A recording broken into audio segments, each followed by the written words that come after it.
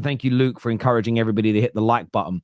I'm in interest of time because we've only got a couple of hours for the show, and I want to get onto the big game later.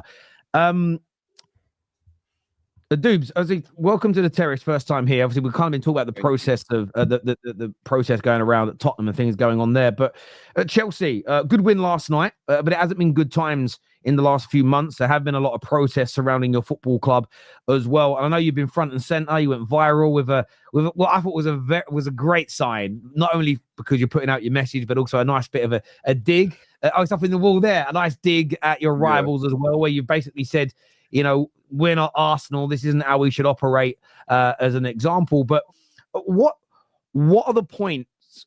What are the major talking points and the major issues that you're pushing in relation to these protests, mate? Well, to start with, you mentioned a good win yesterday. It was far from a good win. First half almost put me to sleep. We were lucky to get out of that game, in my opinion. But listen, with the protest, man, the message is simple, man.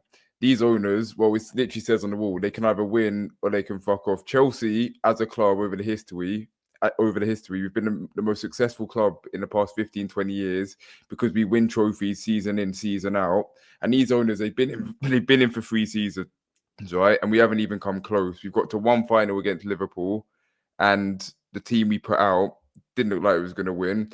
And the model that these owners are trying to put into play, where they sign young kids, try and flip them on for profit, whether or not they try to integrate them in the team is a different thing.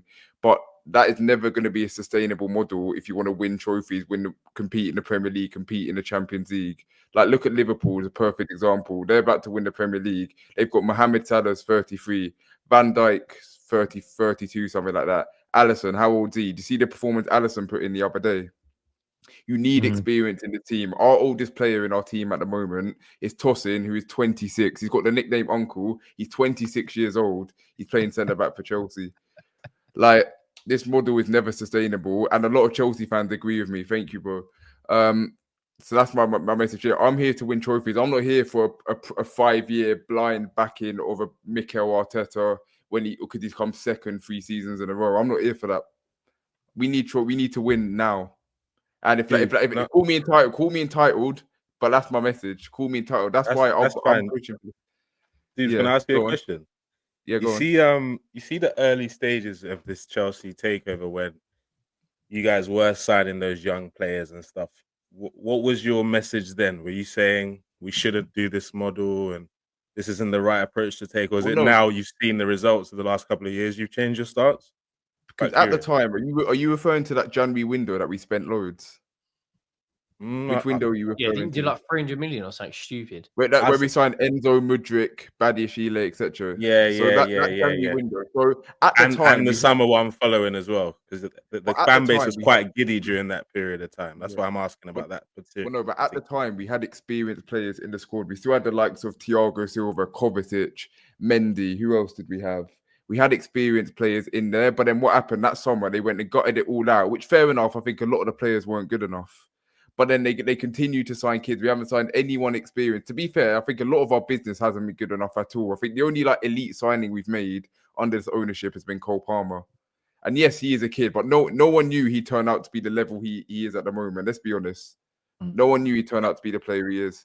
I hear what you're saying, dudes, but I mean, the uproar about the way you guys were signing players, I don't think it was evident until January, to be honest. Like, I don't think that the fan base weren't really making a lot of noise about it. There was a lot of explanations to why you're doing this, because you're going to sell it to this team and sell on value and stuff. Like, I'm just telling you, this is why. Oh, Wi-Fi's gone. Lights have gone. CLEARLAKE got to him. CLEARLAKE got to him. Well, in response, I'm not sure if you can hear me, but in response to that, at the top, well, they just came in, and then now we've realised 3 seasons in, we haven't come close to winning a trophy, that it's not sustainable. Like, at the time, it might have been like, okay, you know what, he's a good young talent at the time, yeah. But then now it's like 3 seasons in, they've seen that it's not led to anything, and they continue with the model, and they're not looking to change it. That's why, in my opinion, the owners need to go. Nothing is good. Chelsea are never going to be the club we are under Roman until this ownership goes, in my opinion, or has like an outrageous change in their. Can I ask you a question? If this summer, would your mind?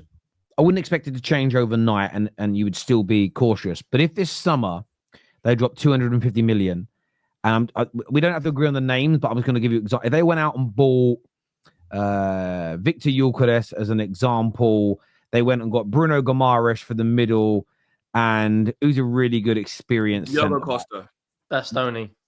Bastoni, great example there. They went out and bought those 3 players and added that spine to your team. And yeah, Costa in goal, or another top, goalkeeper. Yeah, that would be a 10 out of 10 window. Would that? Yeah, would your mindset change? Would you be? Would it be a little bit of, okay? Well, I'll sit back and give this a little bit of time to cook, or would you be as on their neck as you are today, mate? Well, listen.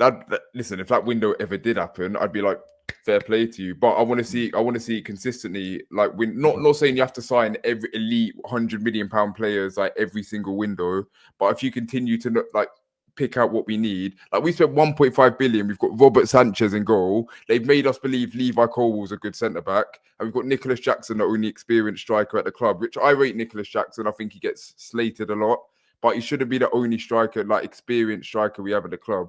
But to answer your question, listen, I'd say fair play to the owners. You've done what I asked, but I want to see it consistently now, not just one window.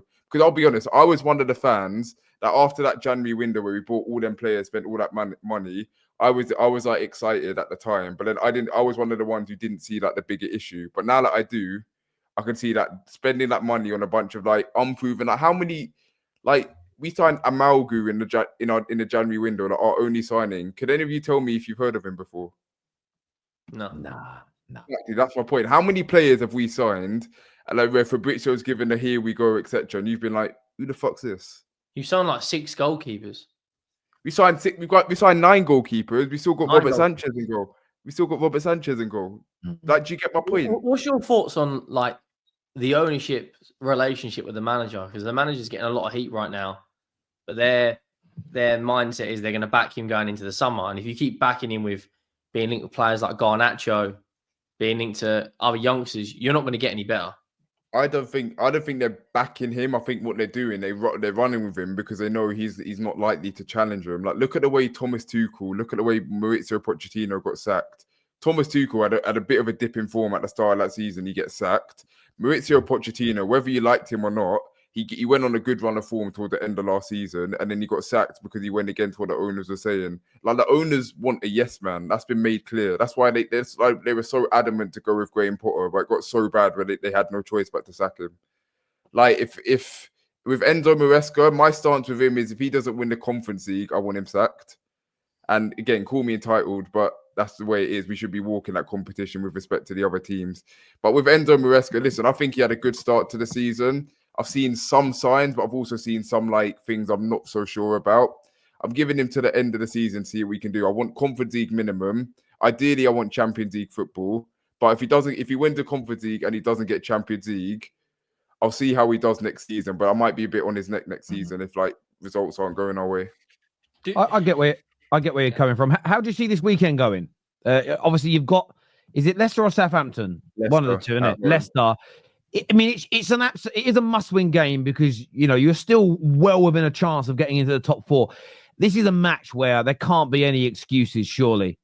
No. If we lose a game like tomorrow, I'm not going to say I'll be like, oh, Maresca out, but he's on forward watch. But I think we win. I think we win on Sunday.